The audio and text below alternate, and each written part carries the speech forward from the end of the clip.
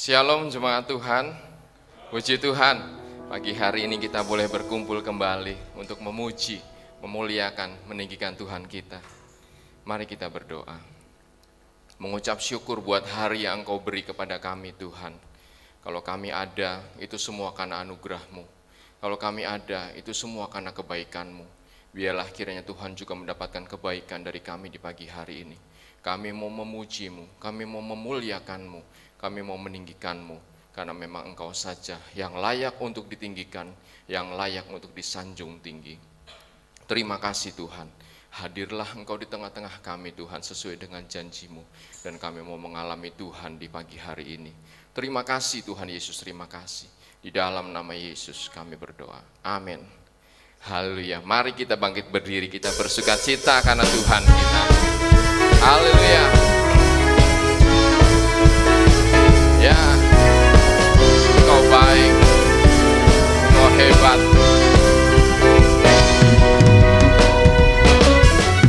Roh Kudus tercurah di tempat ini, urapannya yang ajaib memulihkan umatnya. Roh Kudus tercurah bagi gerejanya, membangkitkan umat pilihannya.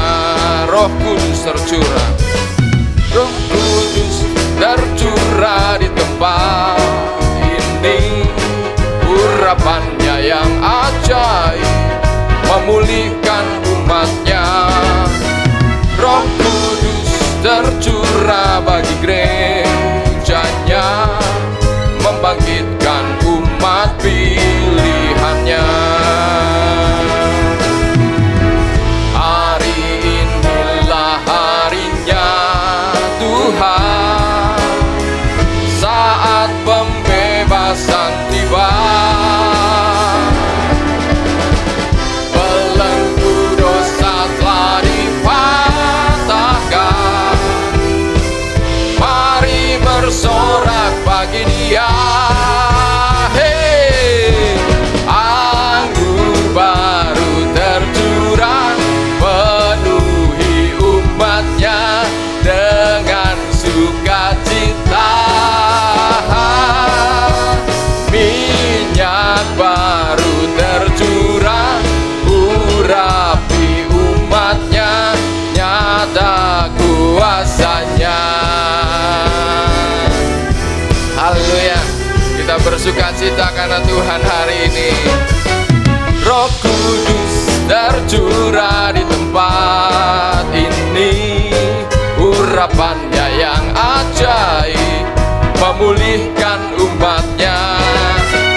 Roh Kudus tercurah bagi gerejanya, membangkitkan umat pilihannya. Roh Kudus tercurah, Roh Kudus tercurah di tempat ini, urapannya yang ajaib memulihkan umatnya.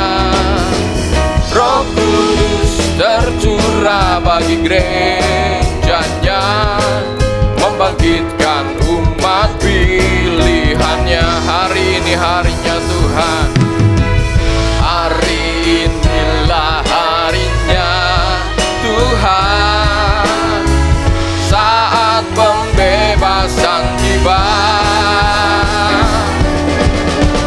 Belenggu dosa telah dipatahkan, mari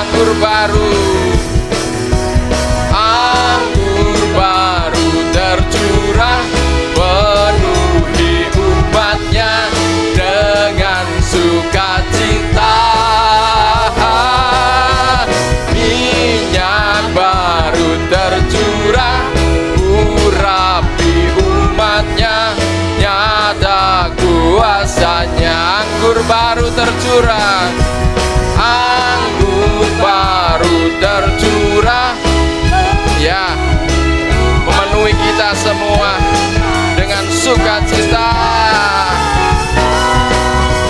Minyak baru tercurah, urapi umatnya, nyata kuasanya. Anggur baru tercurah, ya, tercurah di umatnya dengan sukacita. Minyak baru tercurah, urapi umatnya, nyata kuasanya. Nyata kuasanya, nyata kuasanya, nyata kuasanya. Ya Tuhan, haleluya, haleluya. Berikan tepuk tangan bagi Allah kita. Puji Tuhan. Silakan duduk Bapak Ibu Saudara. Ya Tuhan, ya Tuhan.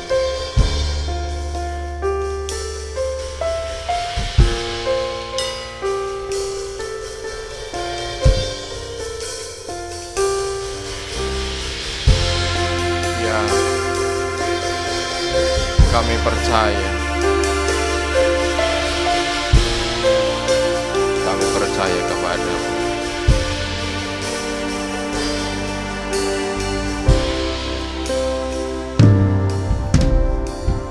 Di saat ku tak mengerti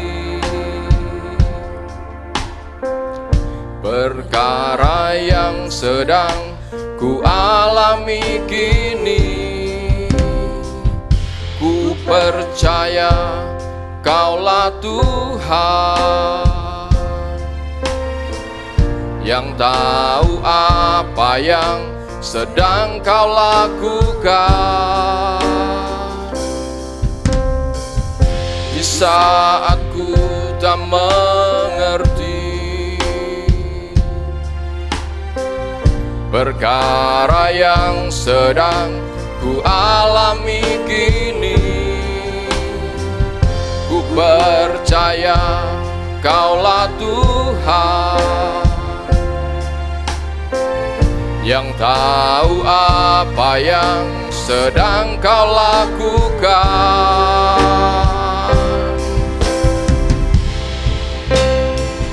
Ku tahu Kau sedang mengajarku lewat segala sesuatu, agar ku semakin serupa gambaran-Mu. Berikan ku hati sebagai murid-Mu yang mendapat hikmat-Mu, agar ku selalu tinggal di dalam kemuliaan-Mu.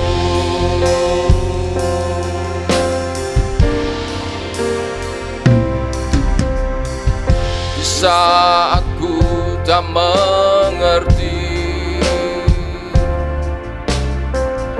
perkara yang sedang ku alami kini, kami percaya, ku percaya Kaulah Tuhan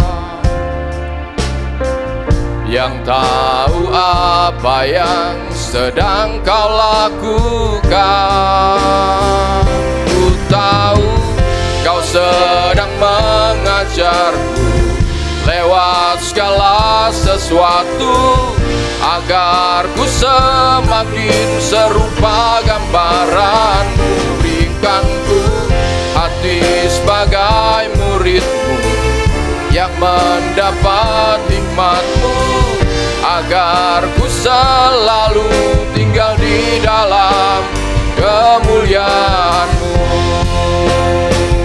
Ku tahu Kau sedang mengajarku lewat segala sesuatu, agar ku semakin serupa gambaran-Mu. Berikan ku hati sebagai murid-Mu yang mendapat hikmat-Mu, agar ku selalu tinggal di dalam kemuliaan-Mu. Ku tahu Kau sedang mengajarku lewat segala sesuatu, agar ku semakin serupa gambaran-Mu. Berikan ku hati sebagai murid-Mu yang mendapat hikmat-Mu, agar ku selalu tinggal di dalam kemuliaan-Mu. Ku tahu Kau sedang mengajarku lewat segala sesuatu, agar ku semakin serupa gambaran-Mu. Berikan ku hati sebagai murid-Mu yang mendapat hikmat-Mu, agar ku selalu tinggal di dalam kemuliaan-Mu. Tinggal di dalam kemuliaan-Mu, tinggal di dalam kemuliaan-Mu, tinggal di dalam kemuliaan-Mu. Ya Yesus, kita sembah Allah kita. Haleluya, haleluya. Ya Yesus, haleluya. Engkau kami sembah, Engkau kami puji, ya Tuhan. Haleluya, haleluya, haleluya Yesus. Engkau saja yang dimuliakan. Kami percaya Engkau Allah yang baik, ya Tuhan. Haleluya Yesus.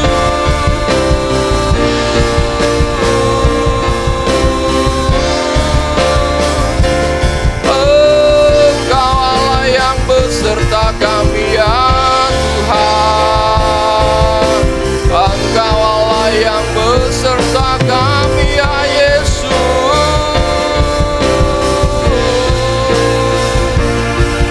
Haleluya, haleluya Yesus, ya Yesus Tuhan. Penyertaan-Mu sempurna, rancangan-Mu penuh damai, aman dan sejahtera walau di tengah badai. Ingin ku selalu bersama, rasakan keindahan arti kehadiran-Mu Tuhan. Penyertaan-Mu, penyertaan-Mu sempurna, rancangan-Mu penuh damai, aman dan sejahtera walau di tengah badai. Ingin ku selalu bersama, rasakan keindahan arti kehadiran-Mu Tuhan. Penyertaan-Mu, penyertaan-Mu sempurna, rancangan-Mu penuh damai, aman dan sejahtera walau di tengah badai. Ingin ku selalu bersama, rasakan keindahan arti kehadiran-Mu Tuhan. Penyertaan-Mu, penyertaan-Mu sempurna, rancangan-Mu penuh damai, aman dan sejahtera walau di tengah badai. Ingin ku selalu bersama, rasakan keindahan arti kehadiran-Mu Tuhan, arti kehadiran arti kehadiranmu Tuhan, arti kehadiranmu, arti kehadiranmu Tuhan.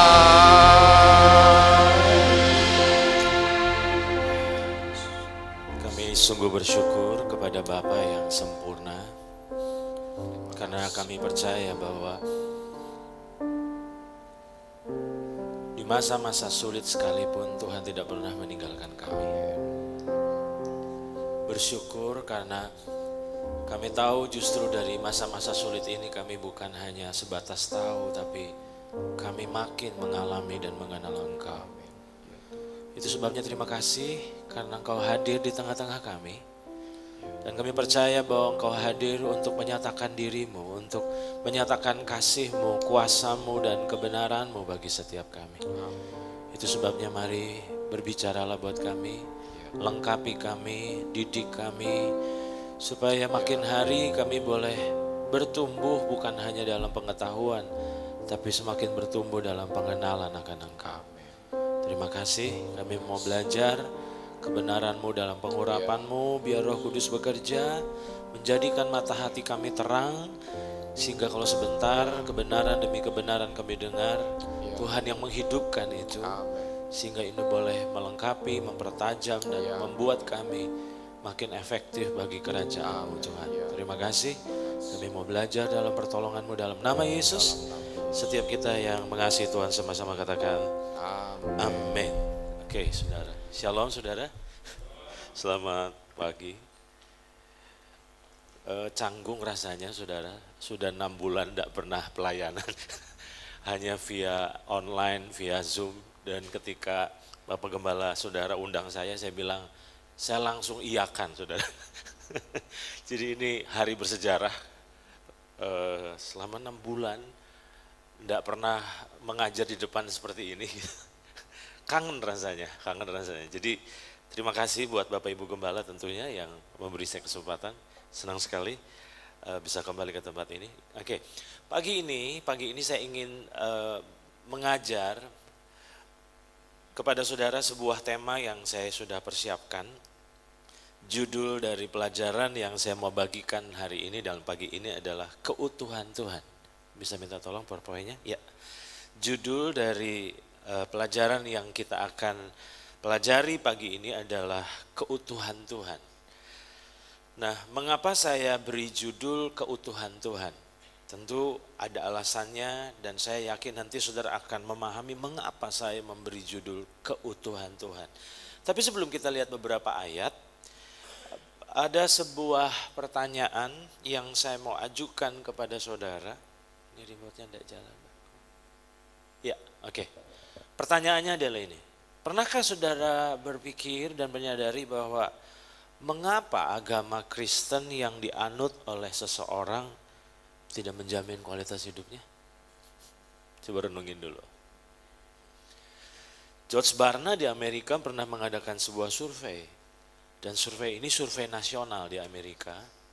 Dan dari survei ini ingin diketahui berapa banyak sih sebenarnya perbedaan antara kualitas hidup antara orang yang pergi ke gereja hari Minggu dengan yang tidak percaya Tuhan. Ini di Amerika, jadi terhiburnya ini di Amerika, sementara kita di Indonesia. Tapi minimal akan menjadi sebuah cerminan buat kita untuk bercermin. Dan ternyata dari survei ini akhirnya ditemukan bahwa ternyata hanya sedikit sekali perbedaan kualitas hidup antara orang yang pergi ke gereja hari Minggu dengan yang tidak percaya Tuhan. Nah, mungkin saudara berkata bahwa itu di Amerika. Tapi kalau kita mau jujur, sebenarnya enggak beda jauh. Beda-beda tipis dengan yang di Indonesia. Karena ternyata kalau kita telusuri kehidupan orang demi orang dalam keseharian, sungguh rasanya miris. Kenapa saya katakan rasanya miris? Karena agama kita ternyata tidak menjamin kita mengalami kemaksimalan dalam kehidupan. Nah, itu sebabnya ketika saya merenungkan hal ini, mengapa agama Kristen yang dianut oleh seseorang tidak menjamin kualitas hidupnya. Dan setelah saya merenungkan hal ini, saya diingatkan ayat ini, saudara. Di dalam Injil Yohanes pasal 17 ayatnya yang ketiga, firman Tuhan berkata bahwa inilah hidup yang kekal itu, yaitu bahwa mereka mengenal Engkau. Sampai di sini aja dulu. Mengapa ayat ini menarik saya? Karena ternyata ini adalah definisi hidup kekal menurut Yesus. Sementara definisi hidup kekal menurut banyak orang Kristen, hidup kekal itu identik dengan surga. Waktu kita mati, kita masuk surga dan kita tinggal selama-lamanya di sana. Itu yang ada di pemikiran banyak orang setelah mendengar kata hidup kekal. Nah, saya nggak bilang bahwa surga nggak ada tentunya. Saya nggak bilang seperti itu. Surga ada, percayalah itu. Cuma masalahnya adalah ternyata kita perlu meredefinisi ulang tentang pemahaman kita tentang hidup kekal. Bahwa hidup kekal itu bukan bicara surga ternyata. Tetapi hidup kekal itu ternyata berbicara tentang mengenal pribadi Tuhan. Berapa hari lalu saya sempat bilang sama seseorang, saya nggak perlu sebutin namanya, seseorang ini, saya bilang begini, bagaimana mungkin engkau bisa mengharapkan surga kalau selama di dunia engkau nggak tertarik mengenal Tuhan? Saudara paham maksud saya? Bagaimana mungkin kita bisa mengharapkan surga gitu, sementara di dunia kita tidak pernah tertarik dalam keseharian. Nah, saya tidak bicara tentang hari Minggunya. Sorry, saya mesti katakan bahwa kehadiran saudara di hari Minggu tidak menjamin pengenalan saudara akan Tuhan sebenarnya. Banyak orang cuma hanya menjadi ritual mingguan, di mana kita merasa puas, udah setor muka sama Tuhan dan setor muka sama Bapak dan Ibu Gembala. Lalu rasanya tenang hati nurani dan siap menjalani keseharian. Gitu. Padahal saya mau berkata kepada saudara, terima kasih untuk ibadah hari Minggu. Tetapi itu tidak bisa menjadi andalan kita untuk membangun pengenalan akan Tuhan. Karena pengenalan akan Tuhan justru dibangun dalam keseharian. Amin, saudara. Nah, di sini menurut saya telah terjadi kerancuan dalam membedakan antara pengetahuan tentang Tuhan dan pengenalan akan Tuhan. Saya ulang ya. Telah terjadi kerancuan dalam kehidupan banyak orang di mana kita sukar sekali membedakan antara pengetahuan tentang Tuhan dan pengenalan akan Tuhan. Itu beda. Nah, masalah dari banyak orang Kristen adalah kita makin bertumbuh dalam pengetahuan tentang Tuhan. Itu jelas. Dengan banyaknya saudara mendengar pengajaran saja, saudara jadi banyak tahu kok. Betul nggak saudara? Apalagi di masa pandemi ini telah terjadi banjir informasi menurut saya.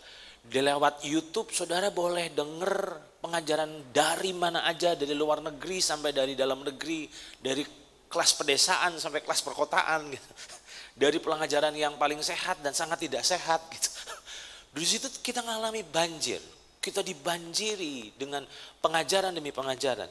Cuma masalahnya gini, apakah dengan makin taunya tentang Alkitab, tentang Tuhan, maka kita makin kenal Tuhan?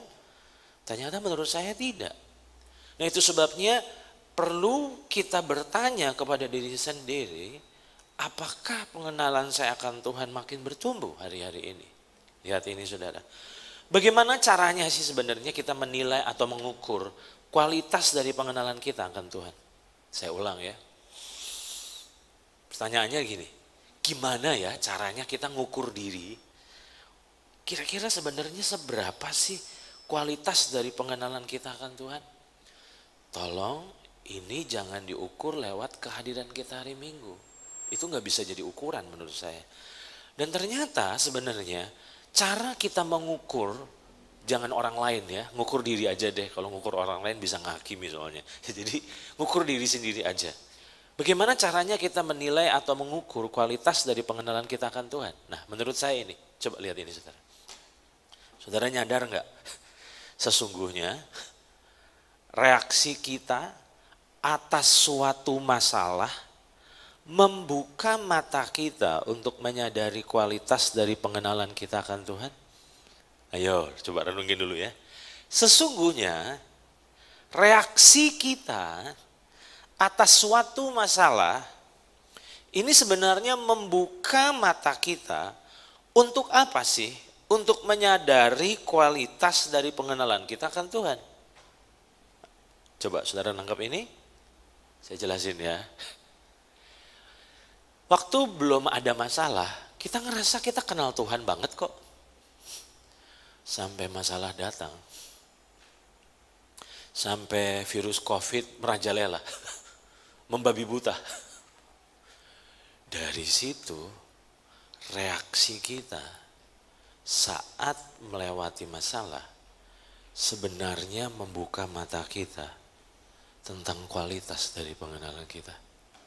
Saudara nangkep ini? Masalah tidak sedang membuka mata Tuhan. Karena tanpa masalah Tuhan tahu kualitas kita kok. Cuman lewat masalah kita jadi nyadar. Ya ampun, saya takut ternyata. Ternyata saya khawatir ternyata. Saya masih ingat ketika awal-awal COVID, bayangin Bapak Ibu Saudara, saya boleh dibilang saya ini orang stres berat harusnya. Karena setiap minggu itu saya keliling Saudara. Dari kota ke kota. Sementara begitu COVID datang, itu saya jadi tahanan kota Saudara. Saya jadi tahanan kota itu udah gak bisa kemana-mana. Itu benar-benar kita ngalami masalah. Usaha istri saya, hotel, terpaksa harus ditutup untuk sementara. Jadi secara manusia income kita terganggu. Benar-benar, waduh ini gimana? Tapi ternyata saat saya diizinkan bersama dengan keluarga mengalami masalah ini, saya jadi nyadar kualitas iman itu sebesar apa sih ternyata. Saudara paham maksud saya? Apa benar percaya bahwa Tuhan itu tidak pernah kekurangan cara dalam memelihara kita gitu? Beberapa waktu lalu Kowing sempat telepon kami bilang gimana kondisi kalian? Baik-baik saja kok puji Tuhan. Terus ada orang-orang bilang, kok kamu kurus? Percayalah kurus saya ini bukan karena kurang makan. Ini karena olahraga dan belajar makan sehat. Itu aja bukan karena kurang makan jadi akhirnya susah makan jadi badan turun berapa kilo ya. Turun 5 kilo gitu. Bukan karena kurang makan Saudara. Tapi saya mau katakan bahwa ternyata lewat masalah kita ini jadi nyadar tentang kualitas dari pengenalan kita akan Tuhan. Saudara setuju dengan sini? Oke, nah sekarang saya merasa bahwa banyak orang merasa pede bahwa mereka tuh udah kenal Tuhan. Nah, coba saudara lihat ini. Masih ingat ayat terkenal ini dalam Injil Matius pasal 7 ayat 22 sampai 23? Jika kita melihat di dalam Injil Matius pasal 7 ayat 22 sampai 23, ini ayat yang terkenal sekali. Ternyata saudara, dari ayat-ayat ini kita bisa belajar sesuatu yang sangat penting menurut saya. Firman Tuhan katakan pada hari terakhir, yang gak enak ini adalah kata berikutnya. Banyak orang, aduh ini gak enak nih, gak enak banget ini. Banyak orang, jadi hati-hati jangan sampai saudara masuk kategori ini. Jelas, pada hari terakhir banyak orang akan berseru kepadaku. Di dalam terjemahan-terjemahan yang lain saya coba bandingkan beberapa terjemahan. Ada satu terjemahan berkata bahwa ini orang ngomong dengan yakin sekali. Coba perhatikan ini. Tuhan, bukankah kami bernubuat demi namamu? Dan mengusir setan demi namamu dan mengadakan banyak mujizat demi namamu juga? Pada waktu itulah aku akan berterus terang kepada mereka dan berkata, aku, apa saudara? Tidak pernah mengenal kamu. Enyahlah daripadaku, kamu sekalian pembuat kejahatan. Apa bedanya pengetahuan dan pengenalan? Pengetahuan itu sifatnya satu arah, sedangkan pengenalan itu sifatnya dua arah. Saudara paham? Saya ulang ya. Pengetahuan itu hanya sifatnya satu arah. Jadi tolong jangan pede, saya sudah kenal Tuhan. Nah masalahnya saudara dikenal Tuhan atau enggak? Itu masalahnya gitu. Nah, ambil contoh, beberapa waktu lalu saya sempat lihat YouTube-nya kolaborasinya Frankie Siombing dan Bobby One Way. Ini kan kalau nggak salah berapa minggu lalu, seminggu lalu kalau nggak salah lagu mereka ditayangkan di YouTube. Jadi saat saya sedang mau cari makan bersama dengan anak saya di Cirebon, kita nonton itu sambil naik mobil. Terus Samuel nanya kepada saya, Papa kenal nggak sama Bobby? Saya bilang, saya yakin kenal. Paham maksud saya? Saya yakin kenal. Kenapa saya yakin kenal? karena saya bukan hanya tahu sama Bobby, tapi juga Bobby juga tahu sama saya gitu. Tapi kalau saudara tanya sama saya, Bapak kenal nggak sama Philip Mantova? Enggak, saya cuma tahu. Itu bedanya maksud saya. Saya cuma tahu. Kalau saudara tanya kepada saya, Bapak kenal sama Bapak Jonathan Patiasina? Saya bilang, kenal. Kalau saudara tanya kepada saya, Bapak kenal sama Bapak Cornelius Wing? Kenal banget. Artinya waktu saya kenal, berarti saya sangat yakin bahwa sebenarnya pihak seberang akan mengenal saya juga. Jelas? Dari ayat ini, sebenarnya ketika mereka datang kepada Tuhan dan berkata, Tuhan, coba saudara perhatikan. Ini nada orang minder atau nada orang pede kira-kira? Ini nada orang pede loh saudara. Jadi mereka tuh ngerasa yakin banget bahwa mereka tuh kenal Tuhan dan dikenal Tuhan. Dan ternyata jawabannya adalah sangat mengejutkan. Nah ketika kita membaca ayat ini, kita seringkali bingung. Karena ayat ini berkata pada waktu itulah aku akan berterus terang kepada mereka dan berkata aku tidak pernah mengenal engkau. Pertanyaannya adalah bagaimana mungkin Tuhan kok gak kenal kita? Bukankah Tuhan itu maha tahu? Kok bisa Tuhan tuh gak kenal? Bukankah orang ini berarti terlibat aktif dalam pelayanan dan ini bukan tipe pelayanan yang kroco. Saya pakai kata kasar itu. Bukan orang-orang yang awam. Ini orang-orang kelas papan atas ini. Di mana mujizat kuasa Tuhan bekerja hari-hari dalam hidupnya. Jadi kalau dalam dunia kekristenan ini pasti populer ini orang. Gak mungkin gak populer. Nah masalahnya adalah bagaimana mungkin Tuhan gak kenal. Dan ternyata saudara ketika saya coba melihat di dalam bahasa aslinya. Ternyata kata kenal itu digunakan kata ginosko. Oh pantas. Jadi sebenarnya ini bukan bicara tentang tahu. Oh Tuhan tahu kita kok. Dia pencipta kita kok. Nah masalahnya berdasarkan konteks dari Matius 7 ayat yang ke-23. Ternyata ini adalah Tuhan itu tidak pernah berginosko. Nah kata ginosko itu apa sih? Dan setelah coba saya lacak dalam pengertian-pengertian. Ada arti ginosko yang menarik. Ternyata ginosko itu bahasa orang dewasa. Istilah Yahudi tentang hubungan suami istri antara pria dan wanita. Berarti saudara, Tuhan itu bilang, aku tuh tidak pernah berhubungan intim dengan engkau. Jadi bukan berarti Tuhan gak tahu, Tuhan tahu. Cuman ternyata mereka ini tidak memiliki hubungan intim dengan kita. Jadi saya gak bilang bahwa Tuhan ini berhubungan seks dengan kita. Ingat, ini istilah di mana hubungan yang sangat dalam. Nah, di sini saya akan masuk begini. Sadarkah saudara, hubungan suami istri itu menghasilkan pengenalan luar dalam? Oke, saya ulang ya. Saudara sadar bahwa hubungan suami istri itu menghasilkan pengenalan luar dalam? Ini saya nggak mau ngomong yang porno ya, nggak mau ngomong yang porno. Jadi tolong jangan berpikir yang porno gini. Yang paling tahu luar dalamnya saya itu istri saya. Karena kami suami istri. Saudara paham maksud saya? Tuhan ingin kita punya hubungan luar dalam dengan dia. Saudara paham maksud saya? Hubungan yang benar-benar intim sampai kita kenal Tuhan itu luar dalam. Nah, dari sini saya akan masuk kenapa saya beri judul keutuhan Tuhan. Tanda bertumbuhnya pengenalan akan Tuhan adalah apa? Pengenalan yang semakin utuh akan pribadi Tuhan. Oke, saya ulang ya. Jadi kalau saudara berkata, Pak, saya makin kenal Tuhan. Oke, tandanya apa? Tandanya kalau saudara makin hari makin kenal Tuhan, maka saudara akan mengenal Tuhan lebih utuh lagi. Nah, kenapa saya pakai kata utuh? Loh, emang terpecah-pecah Tuhan itu? Oh, bukan itu maksud saya. Lihat ini. Saudara pernah menyadari bahwa saat kita membaca Alkitab seringkali ada kebingungan-kebingungan dalam diri kita karena terkesan pribadi Tuhan itu membingungkan. Maksudnya membingungkan apa ya? Karena kalau saudara telusuri baca Alkitab dari Kejadian sampai Wahyu, ada hal yang sepertinya bertolak belakang ya Tuhan itu. Kok bingung ya? Nah, jangan bingung dulu karena ini. Karena Tuhan itu adalah pribadi yang memiliki banyak sisi yang harus kita kenali. Saya ambil kasih contoh. Buat ibu gembala saudara, Pak Hengsan itu adalah suaminya. Sekaligus juga gembala sidangnya. Saudara paham maksud saya? Orang yang sama, pribadi yang sama, satu pribadi tetapi sisi yang berbeda.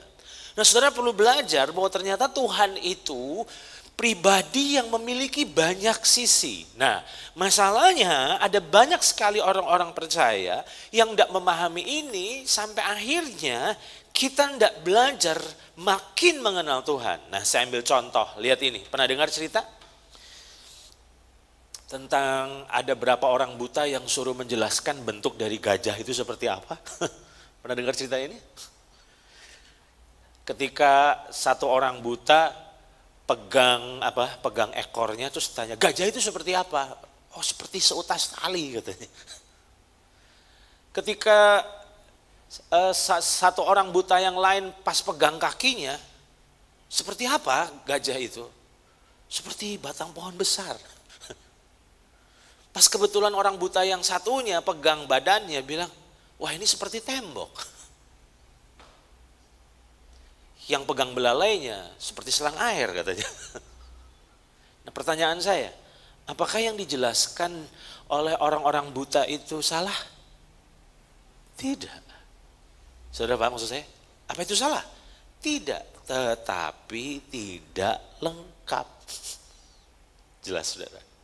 Satu bukti bahwa kita makin hari makin bertumbuh dalam pengenalan akan Tuhan. Buktinya ini, lihat.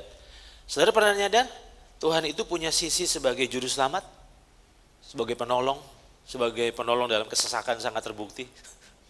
Yang kedua, ternyata Tuhan pun adalah pribadi sebagai Bapa loh, betul nggak saudara? Kita ini anak-anaknya. Yang ketiga, coba saudara lihat, sisi sebagai guru di mana dia ini pendidik. Lihat, terus sisi sebagai Tuhan. Tuhan itu lebih ke arah pemilik hidup kita. Terus sisi sebagai tuan, atasan, bos, ini bicara hubungan kerja sebenarnya. Terus sisi sebagai raja, di mana ternyata Tuhan itu raja loh saudara, di mana dia ini adalah pemerintah. Terus bukan hanya itu, ternyata Tuhan pun adalah sisi Tuhan yang lain adalah sisi sebagai apa saudara? Sahabat loh. Dan menurut saya Tuhan adalah sahabat yang terbaik. Mengapa saya katakan? Tolong jangan banggain sahabat yang saudara punya. Kenapa saya katakan? Kalau ada satu pribadi yang paling setia dalam hidup kita, menurut saya adalah Roh Kudus. Mengapa? Dia paling tahu jeleknya kita. Tapi dia tidak pernah ninggalkan hidup kita sedetik pun juga. Itu bukti bahwa dia adalah sahabat yang luar biasa.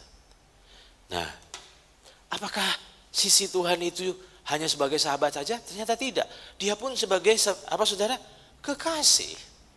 Terus sisi yang lain, sisi sebagai gembala. Nah saudara bisa temukan sisi-sisi yang lain loh. Jadi saudara pernah nyadari maksud saya tadi bahwa waktu kita baca Alkitab seringkali kita bingung. Satu sisi dia ini raja, tapi dia juga Bapa, tapi dia juga Tuan. Nah disinilah betapa pentingnya kita belajar mengenal Tuhan secara utuh. Katakan utuh.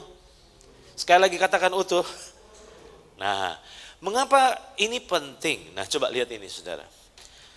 Titik keberangkatan setiap orang dapat berbeda-beda menurut saya. Karena apa? Karena ini ditentukan oleh perjumpaan pada sisi yang berbeda.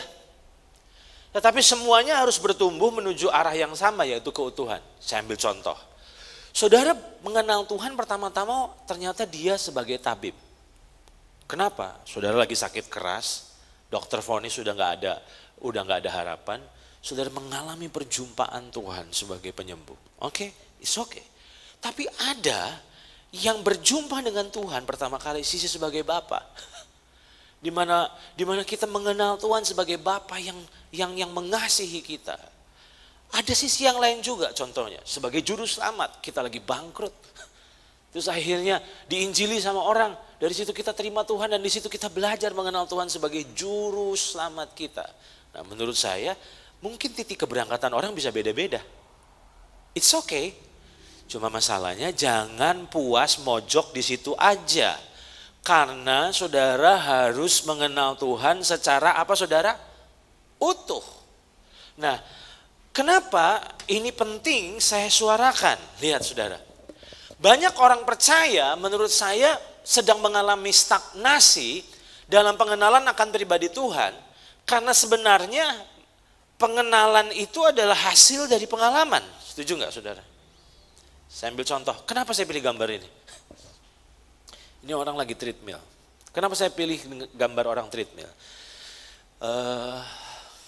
Kalau orang treadmill itu, saya ini tiap hari bisa treadmill ya saudara. Nah bayangin kalau orang treadmill itu 45 menit jalan di tempat loh. Itu kalau nggak treadmill, itu jangan-jangan sudah sampai Brebes ya. Saudara pernah merasakan bahwa banyak orang Kristen itu sama seperti berjalan di atas treadmill? Ngos-ngosan, udah keringetan, udah mungkin bisa 1 jam jalan di treadmill, tapi sebenarnya nggak kemana-mana. Nggak kemana-mana. Kita ngerasa udah jauh, tapi ternyata baru cuma jalan di tempat.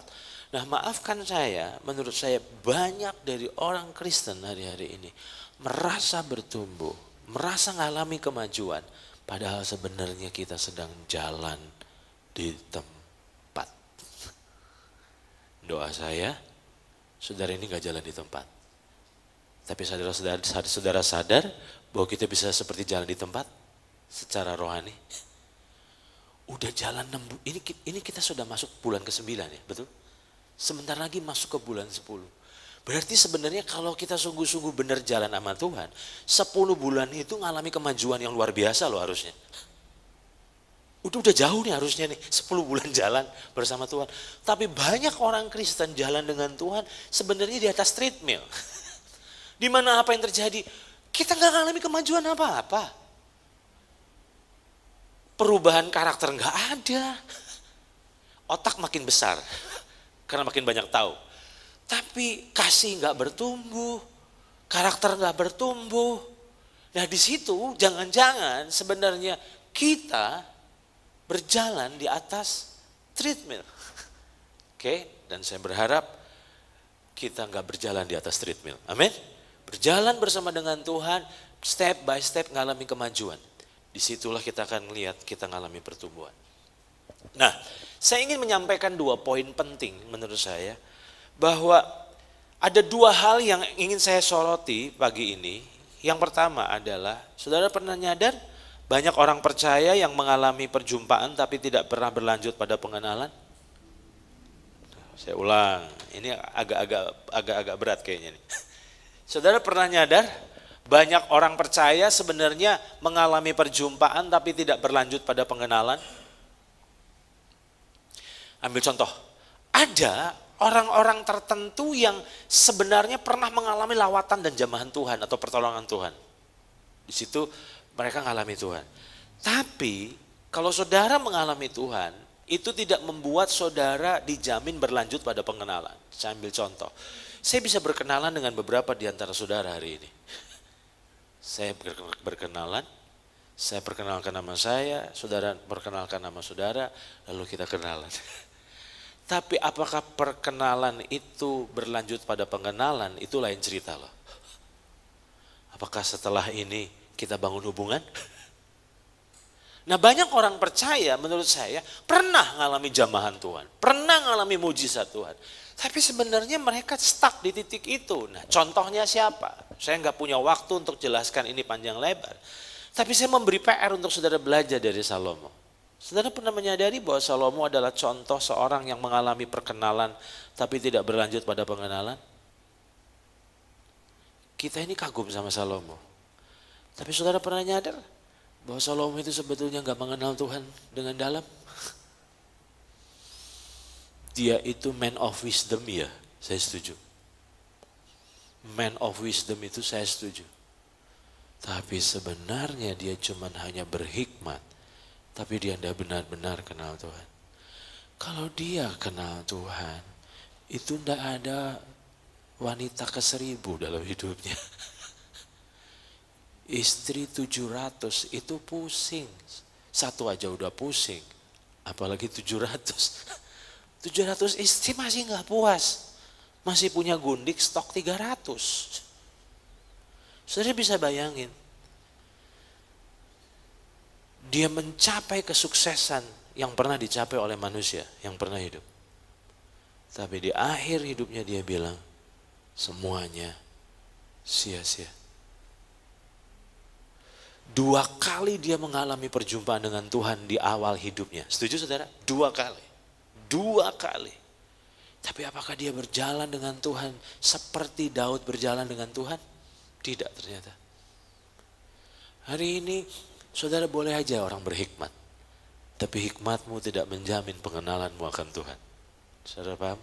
Jadi betapa pentingnya saudara menyadari bahwa banyak orang percaya yang mengalami perjumpaan tetapi tidak berlanjut pada pengenalan. Nah, itu yang pertama ya.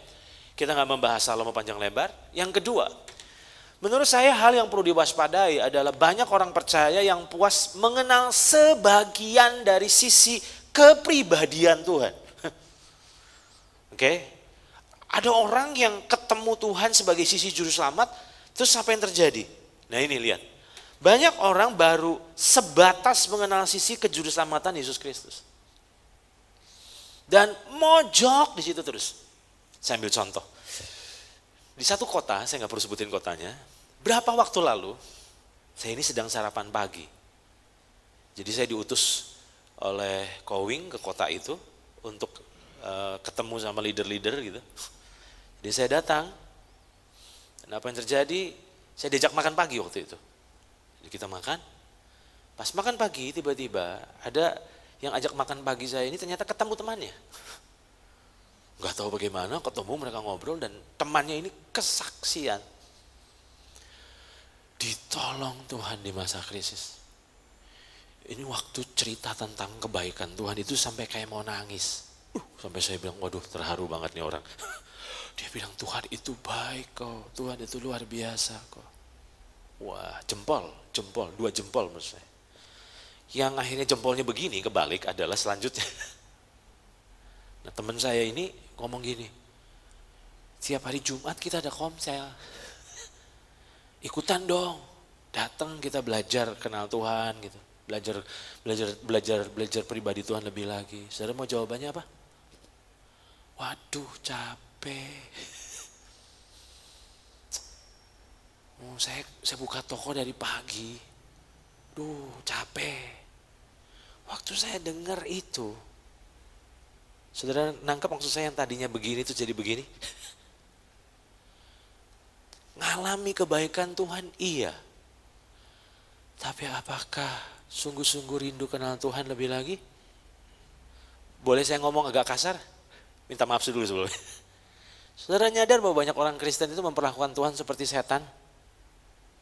Ambil contoh, yang punya masa lalu perdukunan, suka datang ke dukun sebelum kita datang ke Tuhan.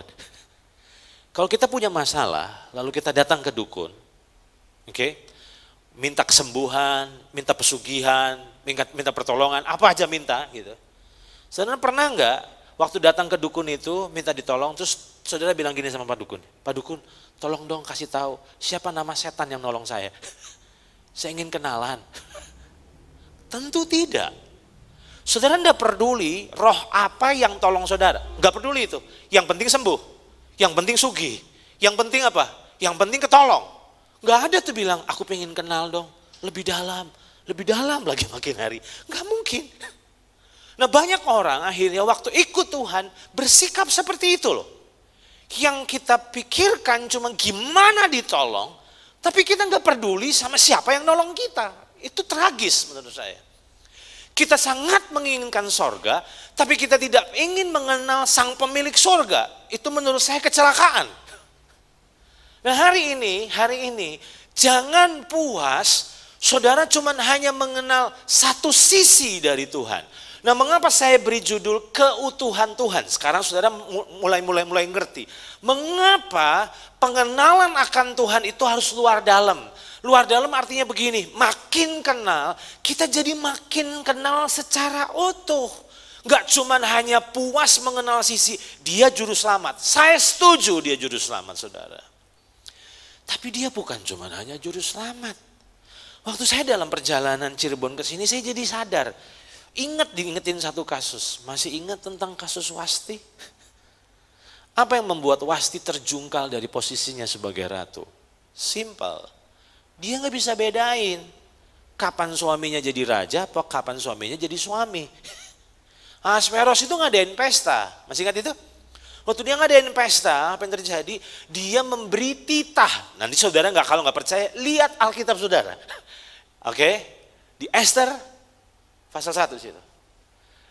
Ahasveros itu memberi titah untuk Ratu Wasti itu datang untuk pakai mahkota dan dipertontonkan kecantikannya kepada tamu undangan.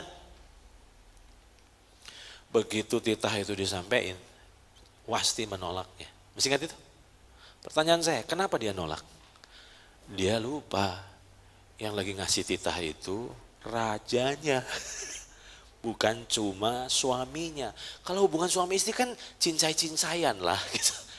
Aduh capek, aduh besok aja lah. Tapi dia lupa bahwa Ahasveros itu memang suaminya, tapi juga rajanya. Belajar sesuatu enggak saudara pagi ini? Kita ini cuma pandang Tuhan sebagai Bapak. Kalau Bapak itu gampangin. Tahu bedanya Bapak dan Tuhan? Saudara punya pembantu rumah? Pembantu yang bekerja di rumah? Coba saudara lihat bedanya sama anak. Saya masih ingat kalau beberapa kali saya minta anak saya Samuel untuk tolong saya. Ada waktunya kalau dia lagi nggak mood atau dia lagi sibuk atau apa, dia bilang, atau pas lagi main game contohnya. Dia bilang, Sam tolongin dong. Aduh capek. Tapi waktu saya minta tolong sama pembantu saya, nggak pernah tuh saya dengar bilang, aduh capek pak. Enggak tuh. Siapa? Langsung gitu. Nah berapa banyak kita mengalami ketidakmaksimalan dalam kekristenan kita karena kita belum mengenal Tuhan secara apa saudara? Utuh. Jelas saudara? Nah coba lihat ini. Apa yang saudara pelajari dari gambar ini? Sudahkah kita mengenal Yesus semakin utuh? Ini saya minta maaf dulu ya. Saudara pernah ngikutin hamba-hamba Tuhan yang mojok dikasih karunia? Sampai mereka dicap sebagai hyper grace gitu. Ada beberapa teman-teman saya yang mojok di situ. Passionnya dari minggu ke minggu khotbah tentang kasih karunia. Saya nggak bilang mereka sesat. Cuman saya mikir gini. Kok nggak membawa pengenalan yang utuh ya? Saudara pernah nyadari bahwa Yesus itu luar biasa baik? Baik. Lemah lembut? Iya. Tapi saudara pernah nyadari bahwa sisi Yesus yang pernah marah? Yesus itu bisa marah loh saudara. Bisa marah. Nah menurut saya melihat bahwa banyak orang-orang percaya hari-hari ini cuman hanya suka sisi dari Yesus yang lemah lembut, Yesus yang baik hati, Yesus yang pemurah. Tapi saudara tidak pernah belajar bahwa Yesus itu juga pernah menghardik Petrus dengan berkata, enyahlah engkau iblis, engkau satu batu sandungan bagiku. Dia pernah keras sebetulnya. Nah hari-hari ini saya melihat bahwa mengapa berita yang saya sampaikan pagi ini penting, karena ternyata kita perlu dan harus mengenal Tuhan lebih utuh lagi. Lihat ini. Bagaimana dengan ini? Roma pasal 11 ayat yang ke-22. Roma pasal 11 ayat 22. Ini yang menyampaikan ini adalah Paulus, seorang rasul yang membawa berita kasih karunia loh. Coba saudara lihat ini. Sebab itu perhatikanlah apa saudara? Kemurahan Allah dan juga kekerasannya. Gak enak kan? Dengar kata kekerasannya. Yaitu kekerasan atas orang-orang yang telah jatuh, tetapi atas kamu kemurahannya, yaitu jika kamu tetap dalam kemurahannya, jika tidak kamu pun akan dipotongnya juga. Dalam terjemahan firman Allah yang hidup, perhatikanlah betapa Allah itu baik, memang baik benar, tetapi juga mana suaranya? Tetapi juga. Kalau nggak salah berapa minggu lalu Bapak Gembala Saudara bicaramu kurang ajar ya kalau saya lihat. Saya sempat ngintip-ngintip di YouTube sedikit. Ibu Gembala Saudara bicara dari dia oleh dia untuk dia gitu ya. Bagi dia itu minggu lalu kalau salah. Setelah saya lihat beberapa terjemahan, sebenarnya kata keras itu lebih tepatnya menurut saya tegas. Sebenarnya. Karena konteks ayat ini Paulus lagi ngomong bahwa bangsa Israel itu tidak berbuah itu dipotong. Jadi tolong kamu pun yang harusnya nggak dihitung, nggak masuk hitungan, tapi dapat kemurahan, kamu juga jangan enak-enak. Itu sebetulnya konteks dari ayat-ayat ini. Nah dari situ sebetulnya saya nangkap gini, iya ya, kita ini sebenarnya nggak mengenal Tuhan secara apa saudara? Utuh.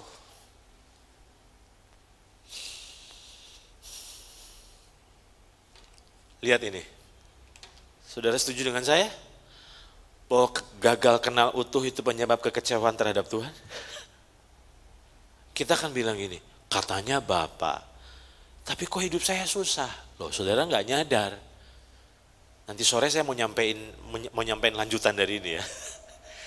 Saudara nggak nyadar bahwa Tuhan itu bukan cuma Bapa yang memberikan apa yang kau butuhkan, tapi juga Dia adalah Bapa yang mendidik. Nah ini kan kalau kita lagi dididik Tuhan, waduh beratnya. Berapa hari lalu saya konseling dengan seseorang via telepon. Ini orang ini lagi direndahkan. Saya bilang sama dia, kalau Tuhan lagi ngerendahin kita, nggak ada yang bisa tolong dan angkat kita. Nggak ada tuh. Tapi kalau Tuhan itu sudah angkat kita, nggak ada yang bisa hentikan dan cegah kita. Mungkin saudara bilang, loh Tuhan mau ngerendahin? Iya dong, Dia merendahkan karena Dia sedang mempersiapkan kita dan sedang mendidik kita. Ambil contoh, masih ingat tentang Yusuf? Waktu Yusuf sedang direndahkan, mana ada yang tolong dia? Gak ada. Masih ingat ketika dia dijual jadi budak, diseret dari Kanaan ke Mesir sebagai budak belian, itu pasti teriak-teriak doa sama Tuhan minta mujizat itu. Tapi pertanyaan saya, adakah pertolongan? Tidak ada. Tapi apakah berarti kalau nggak ditolong itu berarti Tuhan jahat? Tidak. Prosesnya nggak enak, itu seperti dibiarin. Jadi curigalah, kalau saudara sepertinya lagi dibiarin Tuhan, itu memang Tuhan lagi mendidik saudara. Nah ini sebabnya saya katakan bahwa gagal kenal utuh itu penyebab kekecewaan terhadap Tuhan. Nah saya akan ajak saudara belajar satu kasus lagi saudara, sebelum kita menyimpulkan kesimpulannya. Saya ingin ajak saudara belajar dari salah satu tokoh ini. Apakah pelajaran dari kedekatan Yohanes dengan Yesus? Karena kalau saudara perhatikan, ini bukan Yohanes 3 ayat 23, saya maaf salah ketik, itu Yohanes berapa? Yohanes, seseorang di antara murid Yesus yaitu murid yang apa saudara? Dikasihinya bersandar dekat kepadanya di sebelah kanannya. Ini kayaknya Yohanes 23 sebetulnya, saya salah ketik tadi. Seorang di antara murid Yesus yaitu murid yang dikasihinya bersandar dekat kepadanya di sebelah kanannya. Jadi saudara nangkep nggak bahwa kedekatan Yohanes sama Yesus itu seperti apa? Ini dekat banget. Ini kalau orang bilang lendotan. Ya, bahasa Jawa tahu ya lendotan ya. Lendotan itu sampai bisa bersandar. Ini hubungannya dekat banget sama Yesus. Tapi ingat, kita ini harus belajar kenal Tuhan secara utuh. Kalau saudara bilang, Pak, kalau saya ini hormat kagum sama Tuhan Pak, sampai segen gitu Pak, bagus. Tapi saudara jangan cuma ngojok di sisi itu aja dong. Tuhan pun ingin jadi Bapa buatmu. Dia ingin peluk hidupmu juga. Oke, jadi ingat belajar mengenal Tuhan lebih utuh. Nah, saya nggak tahu saudara ada di titik mana. Tapi kalau saudara pelajari kehidupan dari Yohanes, dia ini tumbuh loh saudara. Dari mana tumbuhnya? Lihat ini. Di dalam Wahyu, ini saya. Wahyu pasal pertama ayat 12 sampai 17. Lalu aku berpaling untuk melihat suara yang berbicara kepadaku. Dan setelah aku berpaling, tampaklah kepadaku 7 kaki dian dari emas. Dan di tengah-tengah kaki dian itu ada seorang serupa anak manusia. Berpakaian jubah yang panjangnya sampai di kaki. Dan dadanya berilitkan ikat pinggang dari emas. Kepala dan rambutnya putih bagaikan bulu yang putih metah, dan matanya bagaikan nyala api, dan kakinya mengkilap bagaikan tembaga membara di dalam perapian. Suaranya bagaikan desau air bah, dan di tangan kanannya ia memegang 7 bintang, dan dari mulutnya keluar sebilah pedang tajam bermata 2. Dan wajahnya bersinar-sinar bagaikan matahari yang terik. Saya mau tanya, ini siapa yang berjumpa dengan Yohanes waktu itu? Yesus. Yesus yang dulu dia lendotan. Tapi waktu dia jalan, dia mengenal sisi Yesus yang lain. Saudara paham maksud saya? Di situ dia lihat sisi Yesus. Nah, saya mau tanya di sini. Dia banding lendotan dah ini. Dia banding lendotan lagi. Mana Yesus? Mana? Aku mau lendotan. Enggak. Dari sisi itu dia sujud menyembah Tuhan. Lihat ini. Ketika aku melihat dia, tersungkurlah aku di depan kakinya, sama seperti orang mati. Tetapi ia meletakkan tangan kanannya di atasku, lalu berkata, jangan takut, aku adalah yang awal dan yang akhir. Saudara belajar sesuatu dari kisah Yohanes ini? Kita nggak bisa cuman mojok di satu sisi yang selama ini bilang, aku cuma sukanya Tuhan itu sebagai Bapakku. Nggak bisa. Saudara harus bertumbuh mengenal Tuhan secara utuh. Kalau saudara tidak mengenal secara utuh, pasti saudara akan kecewa. Nah, sekarang saudara setuju dengan saya bahwa setiap orang percaya memiliki kesempatan untuk terus bertumbuh dalam pengalaman dan pengenalan akan Tuhan? Kita ini punya kesempatan. Setiap kita punya kesempatan. Untuk apa? Mengenal Tuhan lebih lagi. Lebih utuh lagi. Makanya saya bilang bahwa pengenalan Tuhan itu sama seperti puzzle. Potongan-potongannya, oh dia ini Bapa, dia ini Tuhan, dia ini Tuhan, dia ini ternyata kekasih. Itu seperti puzzle di mana akhirnya kita mengenal Tuhan secara utuh. Nah, sekarang saya akan masuk ke kesimpulannya. Coba lihat ini. Filipi pasalnya yang ketiga ayat 7 sampai ayat 8. Perhatikan ayat ini, Filipi pasal 3 ayat 7 sampai 8. Ini Paulus ya.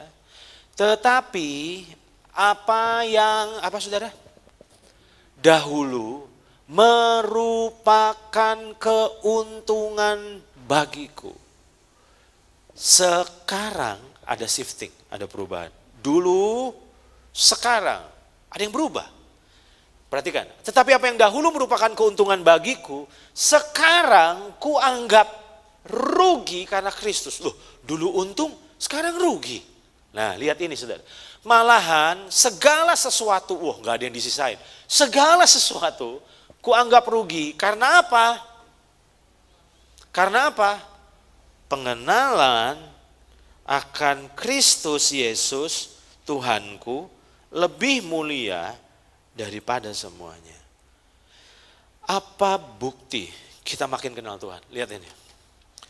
Pengenalan akan Tuhan pasti dan harus mengubah kacamatamu dalam memandang kehidupan. Saya ulang. Kalau saudara makin kenal Tuhan, buktinya ada yang berubah dalam cara pandangmu. Dulu uang segalanya. Paham di sini? Ketika kenal Tuhan, ternyata Tuhan segalanya. Nah, aneh kalau orang Kristen ngerasa kenal Tuhan, tapi duit masih segalanya. Aneh menurut saya. Saudara berkata saudara makin kenal Tuhan, tapi tidak ada yang berubah dalam cara pandangmu, dalam kacamatamu, dalam memandang kehidupan. Menurut saya ada yang salah. Lihat ini, pengenalan akan Tuhan pasti mengubah prioritas seseorang. Saya ulang, pengenalan akan Tuhan pasti akan mengubah prioritas seseorang. Jadi kalau dulu itu uang segalanya, sekarang Tuhan yang segalanya dong. Betul gak saudara? Kalau dulu uang itu segalanya, sekarang panggilan Tuhan lah segalanya harusnya. Nah, sedih rasanya melihat ada banyak orang yang merasa kenal Tuhan, tapi gak ada yang berubah dalam kesehariannya. Ingat, pengenalan akan Tuhan bukan hanya mengubah kekekalanmu, tapi harusnya mengubah juga kekinianmu. Amin. Ini penting. Nah, saya akhiri dengan ini, saya minta pemain musik bisa tolong bersiap-siap. Saya tutup dengan ini. Semakin kita mengenal seseorang, maka kita semakin mengenal kelemahan-kelemahannya. Setuju? Saya ulang. Semakin kita mengenal seseorang, maka kita semakin akan mengenali kelemahan-kelemahannya. Tetapi semakin kita mengenal pribadi Tuhan, maka kita semakin bertumbuh dalam kekaguman dan rasa cinta terhadapnya. Saudara nangkap maksud saya ini? Saya ambil contoh. Ada seorang anak rohani saya. Ini kejadiannya udah lama banget. Ngefans berat sama seorang hamba Tuhan. Ngefans abis. Pokoknya ini ngefans berat deh. Lalu akhirnya apa yang terjadi? Pokoknya kalau hamba Tuhan ini khotbah, dia pasti dengerin. Sampai akhirnya hamba Tuhan ini ngadain tur ke Israel. Begitu ngadain tur ke Israel, karena ngefans berat, dia bilang, ikutlah dia ke Israel. Nah, selama perjalanan di Israel itu kan tiap hari ketemu sama hamba Tuhan ini. Begitu tiap hari ketemu, itu anak rohani saya matanya kebuka. Ya ampunnya ngagetin. Ya ampun, ternyata karakternya. Dari yang berangkat tur ini dalam kekaguman, pulang dalam kebencian. Apa pelajarannya? Waktu kita makin kenal seseorang, awalnya mungkin kita kagum berat. Tapi waktu kita kenal makin dekat, kita jadi tahu kelemahan-kelemahannya. Yaitu lumrah, itu manusia. Tapi kalau kita makin kenal Tuhan, kita gak akan bisa menemukan kelemahannya, tapi semakin akan menemukan kelebihan-kelebihannya. Saya yakin gak kebetulan saya hari ini datang. Gak kebetulan juga Pak Hengsan kontak saya untuk undang saya ke sini. Karena saya yakin bahwa Tuhan sedang berbicara dan berperkara dengan kita. Amin. Lewat masa-masa ini adalah masa-masa di mana Tuhan ingin kita bukan cuma tahu tentang Dia, tapi makin kenal Dia secara utuh. Tuhan berkati kita semua. Mari kita berdiri, kita berdoa. Makasih Tuhan. Makasih Tuhan. Dan ku ingin mengenal-Mu Tuhan, lebih dalam dari semua yang ku kenal. Tiada kasih yang melebihi-Mu. Ku ada untuk menjadi penyembah. Katakan, dan ku ingin mengenal-Mu Tuhan, lebih dalam dari semua yang ku kenal. Tiada kasih yang melebihi-Mu. Ku ada untuk menjadi penyembah. Sekali lagi katakan, dan ku ingin mengenal-Mu Tuhan, lebih dalam dari semua yang ku kenal. Tiada kasih yang melebihi-Mu. Ku ada untuk menjadi penyembah-Mu. Firman sudah disampaikan dan kami percaya bahwa Roh Kudus bekerja untuk menyadarkan kami bahwa kami tidak bisa puas hanya dengan pengalaman ditolong oleh Tuhan, dijamah oleh Tuhan. Kami juga nggak bisa puas hanya mojok di satu sisi tentang pribadi Tuhan.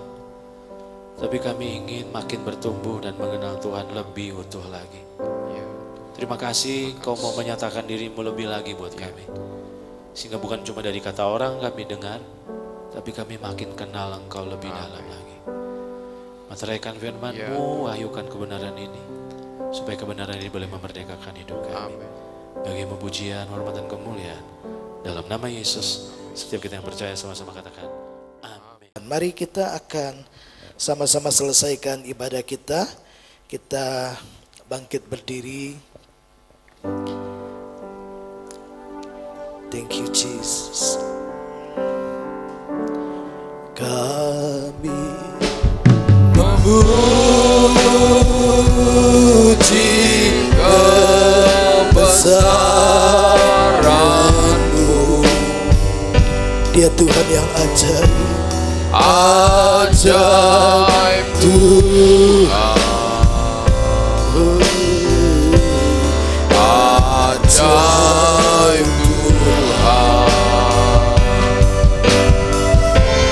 Kami memuji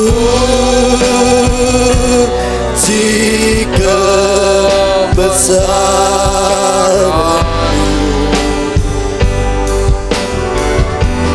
Ajaib Tuhan.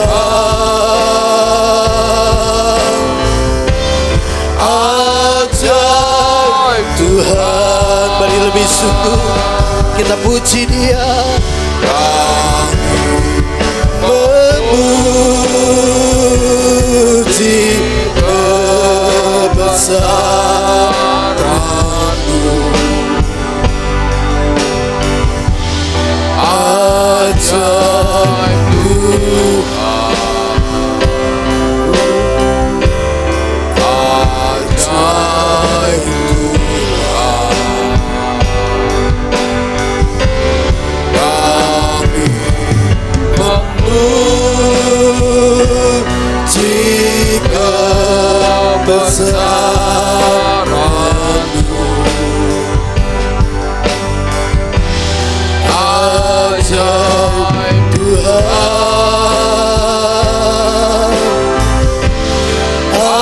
Ajaib Tuhan. Ajaib Tuhan. Ajaib Tuhan.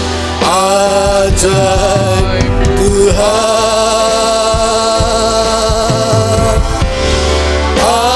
Ajaib Tuhan.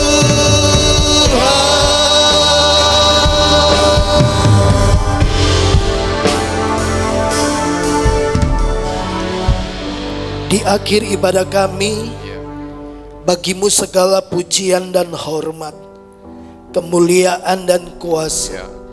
Tuhan sendiri yang akan menolong kami lewat Roh-Mu yang kudus, memimpin kami masuk dalam pengalaman-pengalaman secara pribadi untuk semakin mengenal Tuhan dari seluruh keberadaan-Mu, dari sisi-sisi kepribadian-Mu, sehingga kami mengenal Tuhan bukan lagi dari titik yang sama. Kami berangkat dari pengenalan lebih dalam, lebih intim, lebih dekat, sampai kami masuk dalam pengenalan yang lebih utuh tentang pribadi-Mu. Terima kasih buat kebenaran dan pewahyuan yang sudah disampaikan kepada setiap kami. Berkati hamba-Mu yang sudah menjadi saluran berkat buat kami semua. Terima kasih Bapa di surga. Mari kekasih-kekasih Tuhan arahkan hatimu. Yang dikasihi Tuhan, pulanglah. Tuhan memberkati dan melindungi engkau. Ia menyinari engkau dengan wajahnya dan memberikan engkau kasih karunia. Demi kasih karunia dari kepenuhan Yesus Kristus Tuhan kita. Ia menghadapkan wajahnya dan memberikan kepadamu sukacita, kekuatan, perlindungan, segala yang baik yang datang daripada Allah Bapa, Allah Anak dan Allah Roh Kudus. Kiranya menyertai hari-harimu, mulai dari hari ini sampai Maranatha Tuhan Yesus datang yang kedua kalinya. Bahkan sampai selama-lamanya kita akan bersama-sama dengan Tuhan di dalam kekekalan. Terimalah berkat Abraham, Ishak dan Israel, berkat yang disempurnakan di dalam Kristus Yesus Tuhan kita. Terima berkat ini di dalam satu nama, Tuhan Yesus Kristus. Setiap kita yang percaya diberkati Tuhan, mari sama-sama katakan amin. Selamat pagi, Tuhan memberkati kita.